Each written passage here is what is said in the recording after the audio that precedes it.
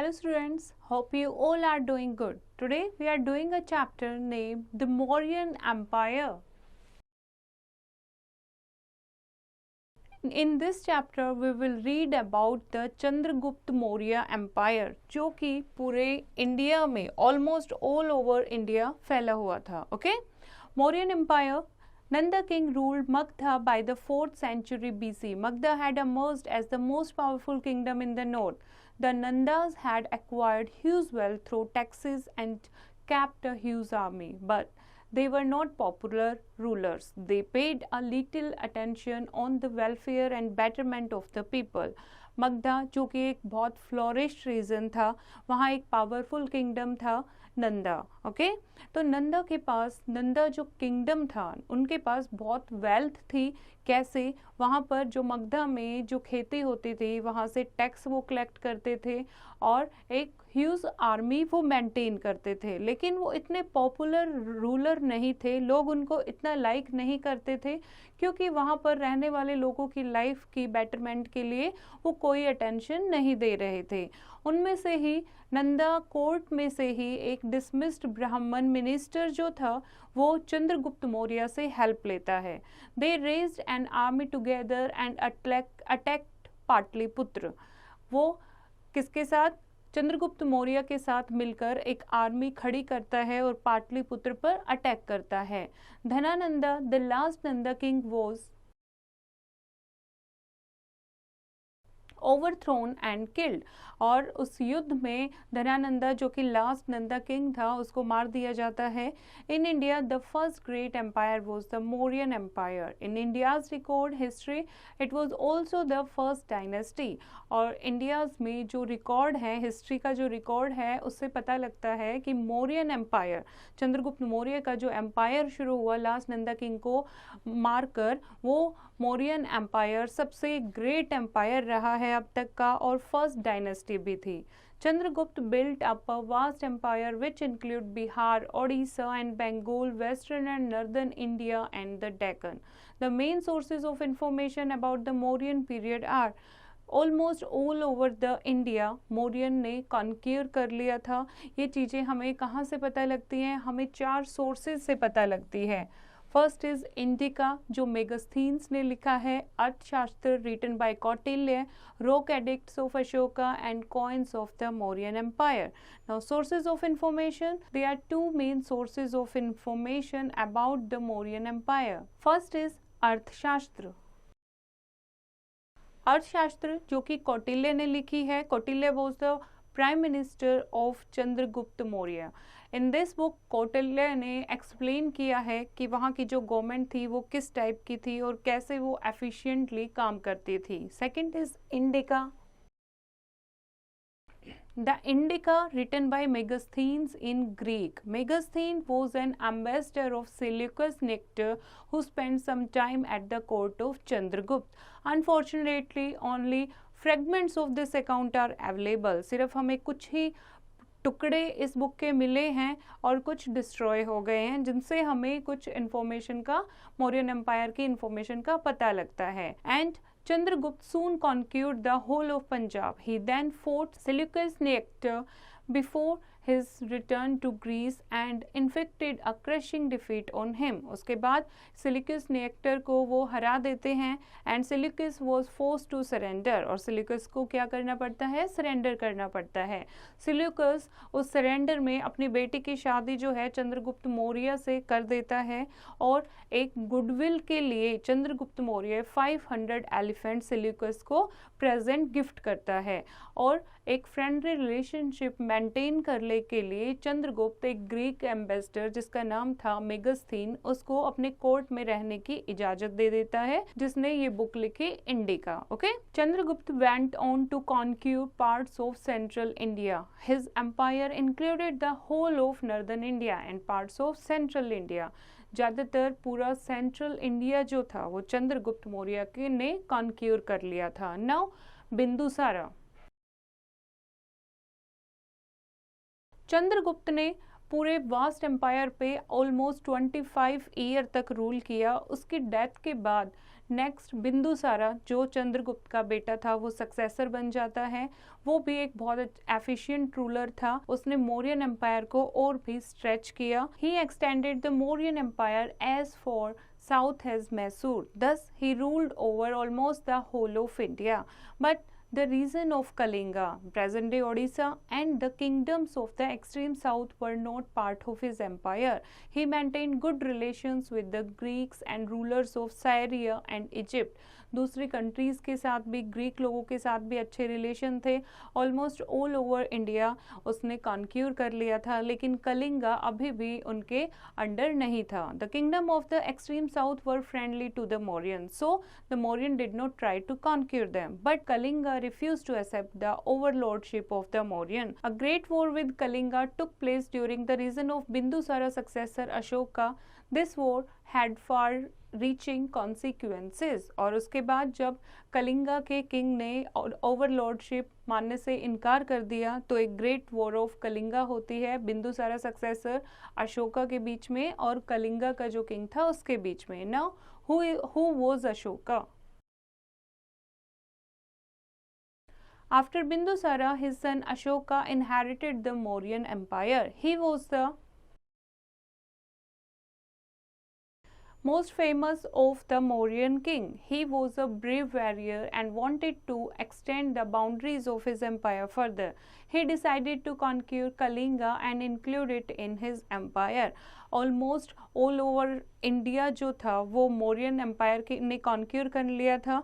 बिंदुसारा के बाद next king आता है अशोका, और अशोका ने भी पूरा इंडिया को अपनी जो बाउंड्रीज थी मौर्यन एम्पायर की उसको एक्सटेंड किया और वो कलिंगा को भी मौर्यन एम्पायर में इंक्लूड करना चाहता था। इसीलिए एक वॉर होती है, war with Kalinga. Ashoka raised a large army and attacked Kalinga. The Kalingans, who loved freedom, fought bravely but were defeated. The last battle was fiercely fought. Both sides suffered heavy losses. About 1 lakh Kalingans died in the war. और दोनों side से बहुत ज़्यादा loss होता है और यहाँ बहुत सारे कलिंगन्स इस वॉर में मारे जाते हैं। Now effects of the Kalinga war. The Kalingan War resulted in huge loss of life and property. Thousands of people were killed or wounded. बहुत ज़्यादा लोगों की जान और माल को नुकसान होता है, हजारों लोग मारे जाते हैं, जख्मी हो जाते हैं। और जो ये वॉर थी अशोका की लाइफ को ये वॉर बिल्कुल चेंज कर देती है। The horrors of war created a storm in Ashoka's mind. His heart was moved to see the misery of man. He decided that he would not fight any more war. और उससे उसका जो दिल है बिल्कुल चेंज हो जाता है।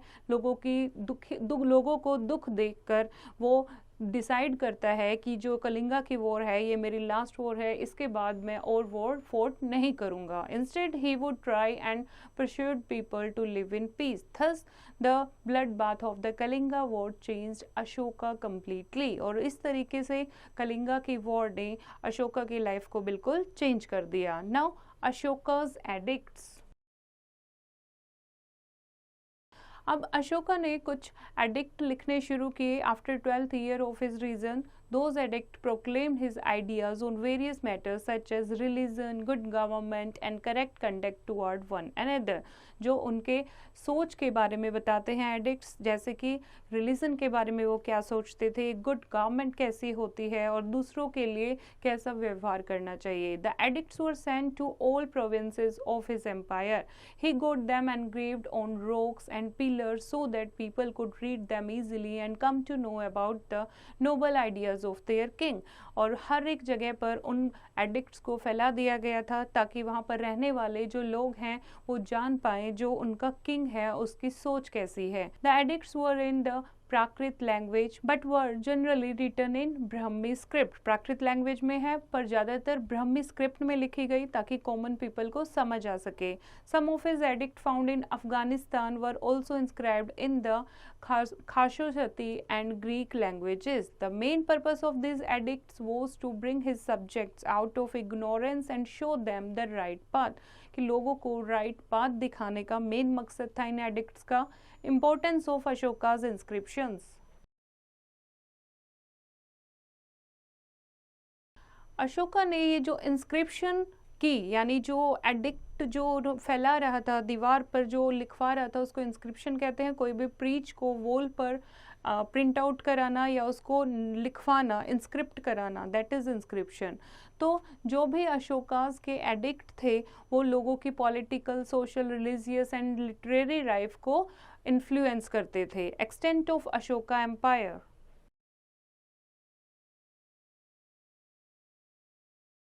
ऐसा हिस्ट्री से हमें पता लगता है कि जो अशोका का एम्पायर है, from the places where his rock and pillar inscriptions have been found, जहाँ जहाँ उनके लिखे हुए आइडियाज़ यानी एडिक्ट और इंस्क्रिप्शन मिले हैं, वहीं से पता लगता है हमें यहाँ यहाँ अशोका का एम्पायर होगा। It is evident that his empire stretched from Kabul in the north to Mysore in the south and from the Bay of Bengal in the east to the Arabian Sea in the west. Now, Ashoka's administration. Ashoka's edicts make us aware of the fact that his state officials constantly tour the land and attend to people's grievances. Hospitals, roads with trees on both sides were constructed. Rest houses were made for travelers and wells were dug to provide drinking water. जो भी अशोकास के follower थे, अशोका के जो चाहने वाले थे, वो लोगों की लाइफ का दुख दूर करने के लिए कोशिश करते रहते थे। लोगों के लिए हॉस्पिटल्स उन्होंने बनवाए, रोड बनवाए और पेड़ों को रोड के दोनों साइड लगवाया। रेस्ट हाउसेस बनवाए ताकि ट्रैवलर्स को आसानी हो सके रुकने के लिए, और बहुत सारे वेल भी डग कराए ताकि पीने का पानी मिल सके। Ashoka's edicts are of 3 type: rock edict, pillar edicts and cave edicts. Ashoka के जो एडिक्ट थे वो 3 टाइप के थे: rock edicts, pillar edicts and cave edicts. Ashoka's administration was so good that it set a precedent for further kings to follow. Ashoka की जो administration थी, जो उसकी गवर्नमेंट चलाने की जो नीति थी, वो इतनी अच्छी थी कि हम कह सकते हैं आने वाले जो किंग हैं वो भी उनको फॉलो करते थे। नाउ अशोकास धमा। अशोकास के जो भी रॉक इंस्क्रिप्शन थे, पिलर एडिक्ट थे, केव इंस्क्रिप्शन थे, उनसे हमें पता लगता है कि जो अशोका थे वो बुद्ध धर्म के लवर थे and the principle of Dhamma पर वो बिलीव करते थे। To respect elders, love the young, follow the path of truth, religious tolerance, charity, non-violence, and to always lead a pious life and are the basic tenets of Dhamma. He appointed officials called Dhamma Mahatmas to propagate Dhamma. Thus, it soon became very popular. और उन्होंने एक धर्म धम्मा के नाम से popular किया, जो कि अशोका धर्म को बताता है कि लोगों से प्यार करना चाहिए, किसी को नुकसान नहीं पहुंचाना चाहिए, बड़ों की रिस्पेक्ट करनी चाहिए, हर एक रिलीजन को टॉलरेट करना चाहिए, चैरिटी करनी चाहिए, नॉन वायलेंस अपनी लाइफ में अपनाना चाहिए। और ये बातें लोगों को समझाने के लिए उन्होंने कुछ महात्मास जो थे उनको अपॉइंट कर रखा था ताकि वो लोगों को ज़्यादा से ज़्यादा बता सके। Now Ashoka and Buddhism. Ashoka का जो रिलीजन था, जो उसकी सोच थी, वो बुद्धिज़्म से काफ़ी मिलती जुलती थी, इसीलिए वो बुद्धिज़्म रिलीजन की तरफ अट्रैक्ट हुए। From his edicts after the war of Kalinga it is evident that he became a follower of Buddhism and made ceaseless efforts to propagate it. और उन्होंने बुद्धिज़्म रिलीजन को स्प्रेड करने के लिए बहुत प्रयत्न किए। Some addicts also laid down rules about how Buddhist monks and nuns were expected to live. He announced punishments for those causing a rift in Buddhism and made periodically tours to important Buddhist holy places. He sent missionaries not only in India but to foreign countries. He also ended the rift in Buddhism. उनका जो Buddhism को follow करने का तरीका था, लोगों तक पहुंचाने का तरीका था, वो बहुत अलग था। जो भी लोग बुद्धिज़्म में फॉलो नहीं करना चाहते थे वो उनको पनिशमेंट देते थे। जो भी बुद्धिज़्म मतलब प्रीच नहीं करने देते थे रिलीजन को, वो उन्हें पनिश करते थे। अपने मिशनरीज़ को इंडिया में हर एक कोने तक भेजा, इवन फॉरेन कंट्रीज़ में भी उन्होंने भेजा ताकि बुद्धिज़्म जो रिलीजन है उसको स्प्रेड कर सकें। Now Ashoka's character. जो अशोका के एडिक्ट हैं उनसे हमें काफ़ी कुछ अशोका के करेक्टर के बारे में पता लगता है कि उन्हें एनिमल्स और ह्यूमन लाइफ से बहुत ज़्यादा प्यार था and he restricted the slaughtering of animal in his kingdom and made hospitals that cared for sick animals. और एनिमल्स हंटिंग पर उन्होंने रोक लगाई और ऐसे हॉस्पिटल्स बनाए जहां सिक एनिमल्स का इलाज किया जा सके। He worked for the welfare of his people. He writes in the Kalinga Edict, all men are my children, and just as I desire for my children that they should obtain welfare and happiness both in this world and the next, the same do I desire for all men. कि सारे जितने भी देशवासी हैं वो मेरे बच्चे हैं, जैसे मैं अपने बच्चों से आशा करता हूँ कि वो खुशियाँ फैलाएं, लोगों की देखभाल करें, ऐसे ही सब लोग ऐसा ही करें, ये उनका मानना था। Now relations with foreign countries.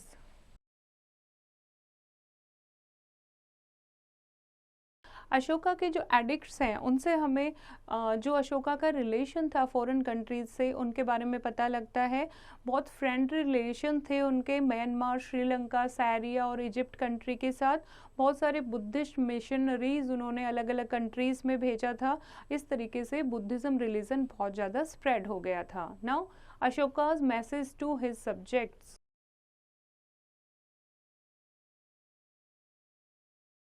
Ashoka चाहते थे कि अलग अलग रिलीजियस ग्रुप के जो लोग हैं वो शांति से एक साथ रहें और एक दूसरे के धर्म की रिस्पेक्ट करें।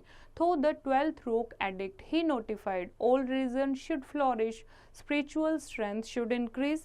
This is done in many ways. The root lies in controlling one's speech, so avoid praising one's own religion and speaking ill of the religion of another. और उनका कहना था जो 12th रोक एडिक्ट पर लिखा है कि हर एक धर्म की रिस्पेक्ट करनी चाहिए, इससे हमारा स्पिरिचुअल स्ट्रेंथ ग्रो होगी।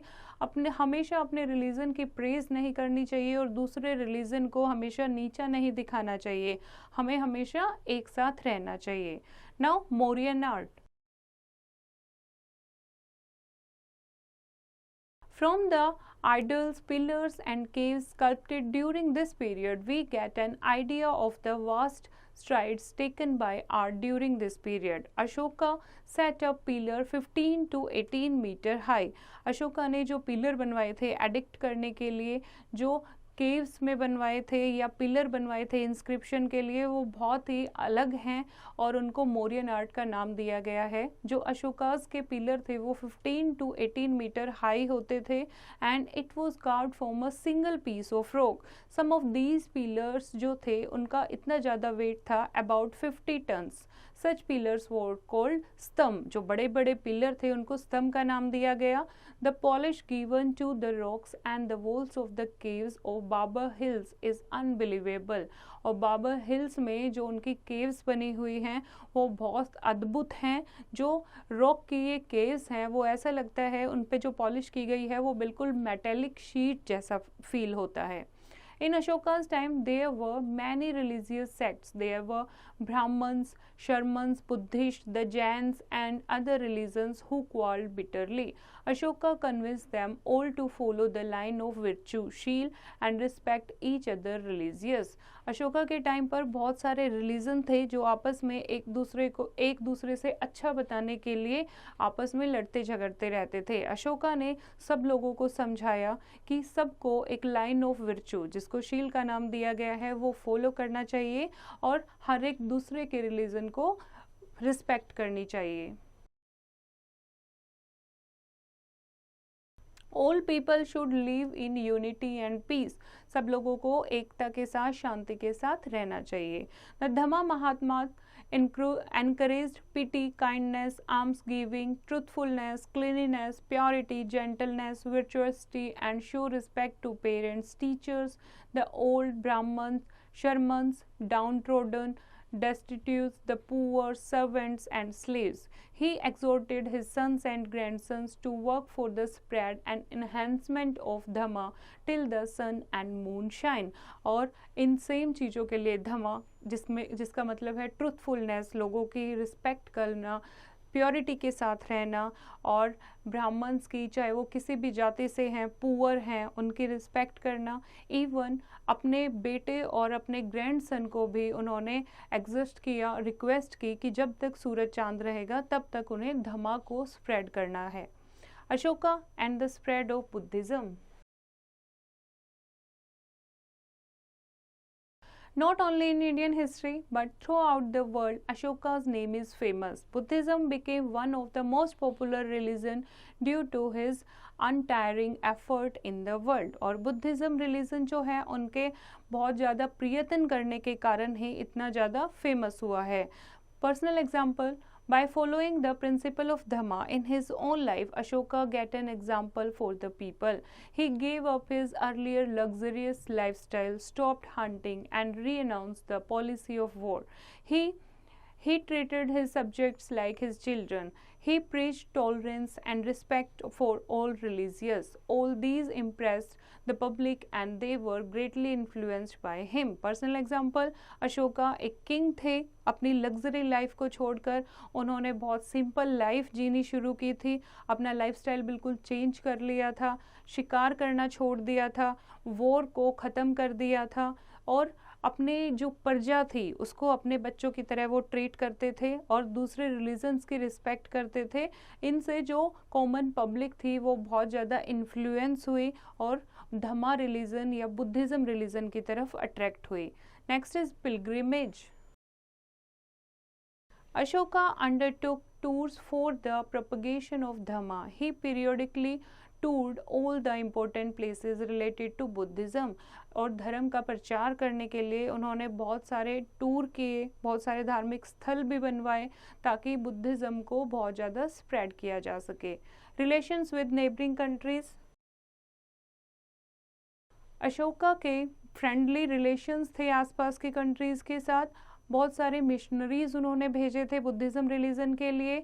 अपना खुद का बेटा महेंद्र एंड डॉटर संघमित्रा को भी उन्होंने श्रीलंका भेजा ताकि वो बुद्धिज़्म को प्रीच कर सके। और किंग ऑफ श्रीलंका वो उनके बुद्धिज़्म प्रीच से इतने ज़्यादा प्रभावित हुए कि बुद्धिस्ट रिलीजन में कन्वर्ट हो गए। About 70% of the people in Sri Lanka are Buddhist. Now appointment of Dhamma mahatmas.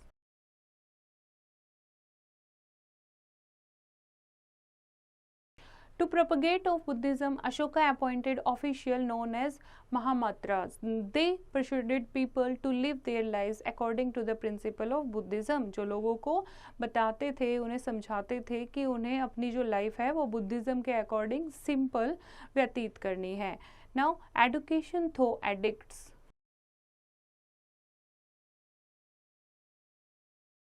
Ashoka got the ruling principles of Buddhism inscribed on rocks and stone pillars. The intention behind this measure was to teach the people about Buddhism. Edict से उन्हें एक तरीके से वो शिक्षा देते थे, लोगों को बुद्धिज़्म के बारे में पढ़ाते थे। Third Buddhist council. To resolve the conflict between the two, that is Mahayana and Hinayana Buddhist sects, Ashoka organized the Third Buddhist Council. This council infused fresh enthusiasm in Buddhist at Pataliputra. Buddhism religion जो था वो दो group में divide हो गया था, Mahayana and Hinayana. तो इन दोनों को ख़त्म करने के लिए, इन दोनों का बीच का रास्ता निकालने के लिए अशोका ने एक थर्ड बुद्धिस्ट काउंसिल शुरू की और जिससे एक फ्रेश सोच का निर्माण किया गया, फ्रेश बुद्धिज़्म रिलीजन को स्प्रेड किया गया।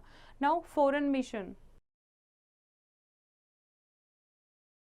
अशोका ने बहुत सारे मिशनरीज जो थे वो दूसरी कंट्रीज़ में भी भेजे थे, जैसे कि Nepal, Sri Lanka, Burma, Syria and Egypt. He sent his daughter Sanghamitra and son Mahendra to spread Buddhism in Sri Lanka. Thus Buddhism spread far and wide. Now Mauryan administration. Mauryan ruler जो थे वो बहुत अच्छे एडमिनिस्ट्रेटर्स थे। They took several step for the welfare of their subject. First is central government, king and head ministers. The king was the head of the government. He ruled from the capital city of Patliputra.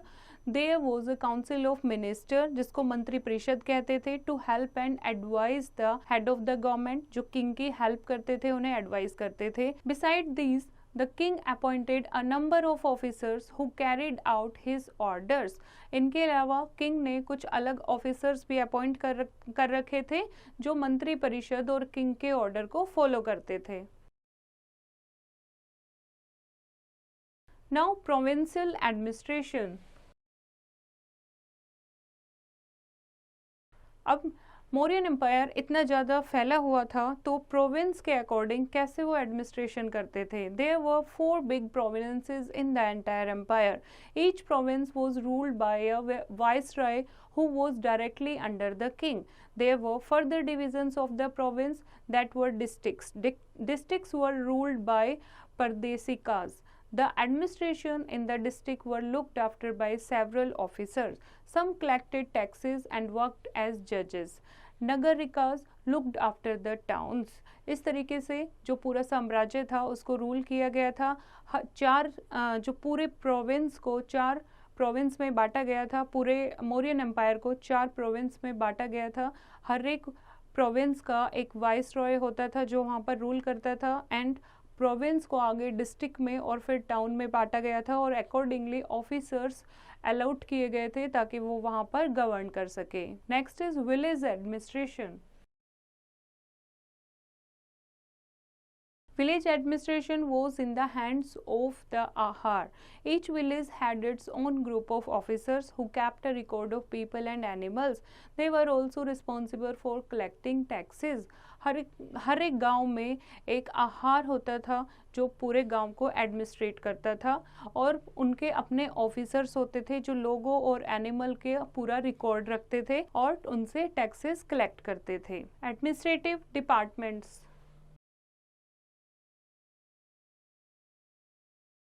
Administrative work was divided over a number of departments. Each department had its own chief of superintendent. The city was administrated by a council and 6 board. इस तरीके से वहाँ administration अलग अलग department थे, हर एक department का अपना चीफ होता था और उसके अंडर काउंसिल ऑफ मिनिस्टर्स होते थे जिनको हम 6 बोर्ड्स के नाम से भी जानते हैं। Next is city of Pataliputra. According to Megasthenes, Pataliputra was a large and beautiful city. और जो घरों की दीवारें थी वो बहुत स्ट्रॉन्ग वॉल थी। Houses were built of would but the Kings palace was built of stone. जो पूरा पाटलिपुत्र की जो सिटी थी उसको एक 4 दीवारी के साथ स्ट्रॉन्ग वॉल के साथ कवर किया गया था। जो लोगों के घर थे वो वुड के बने होते थे लेकिन किंग का जो महल था, पैलेस था, वो स्टोन का बना होता था। The court of Chandragupta was a splendid sight. Megasthenes was highly impressed by it. The king led a luxurious life. The king looked after his subjects well and was always ready to listen to the complaints of the people. Chandragupta maintained a large army and a large part of taxes was spent on it. Chandragupta बहुत अच्छा administrator था, एक बड़ी army उन्होंने maintain कर रखी थी और लोगों से टैक्स वो लेते थे, वो अपना आर्मी पर और अपने जो साम्राज्य में रहने वाले लोग थे उनके वेलफेयर पर खर्च करते थे। तो मेगास्थीन जो थे उनकी लाइफस्टाइल से वो बहुत ज़्यादा प्रभावित हुए। A council of 30 members which was divided into 6 committee of 5 members ruled Pataliputra. The first committee looked after industries concern with the art, second looked with the foreigners, third जो है वो बर्थ एंड डेथ का record रखते थे, fourth was a committee that regulated trade and measure, जो व्यापार से संबंधित चीज़ें देखते थे, and fifth looked after the sales of good, जो सेल्स देखते थे, एंड 6 कलेक्टेड टैक्सेस। इस तरीके से काउंसिल ऑफ मिनिस्टर को 6 बोर्ड में 6 कमेटी में डिवाइड किया गया था। Next is society. सोसाइटी को 4 वर्ण एज मेंशन्ड इन अर्थशास्त्र, 4 वर्ण में डिवाइड किया गया था सोसाइटी को। The edicts of Ashoka also indicate the presence of the caste system. The Brahmins commanded great respect in society. They did not pay taxes to the king. Agriculture was the chief occupation of the people. The farmer lived in the villages. Beside them, weaver, blacksmith, potters, and carpenters lived in the villages and town. Trade flourished, और वर्ण system था उस time, जाति system था। ब्राह्मण जो थे वो सुपीरियर क्लास के माने जाते थे, वो किंग को कोई भी टैक्स पे नहीं करते थे। लोग क्या करते थे उस टाइम, एग्रीकल्चर करते थे। फार्मर जो थे वो गांव में रहते थे, और फार्मर्स के अलावा वहाँ पर कुछ वीवर, ब्लैकस्मिथ, पोर्टर और कारपेंटर भी रहते थे। Now the glory of Mauryan art can be glimpsed in the edicts of Ashoka. These edicts were inscribed on rocks and tall pillars made of sandstone. The pillars were beautifully polished and shone like mirror. The pillars at Sarnath had 4 lions carved on top. After independence, our government decided to use these design based on lions as the national emblem of India. Mauryan empire first empire था, एक vast empire और first dynasty थी, और इतना great empire था कि जो addict बने हुए हैं उन टाइम के वो बहुत ज़्यादा सुंदर हैं, शीशे की तरह चमकते हैं। और जो पिलर है सारनाथ में जिस पर 4 लायन एक दूसरे के साथ जुड़े हुए हैं, इंडिपेंडेंस के बाद गवर्नमेंट ने उसको नेशनल एम्बलम ऑफ इंडिया घोषित किया। Now the end of the Mauryan empire. इतना ग्रेट एम्पायर एंड कैसे हुआ?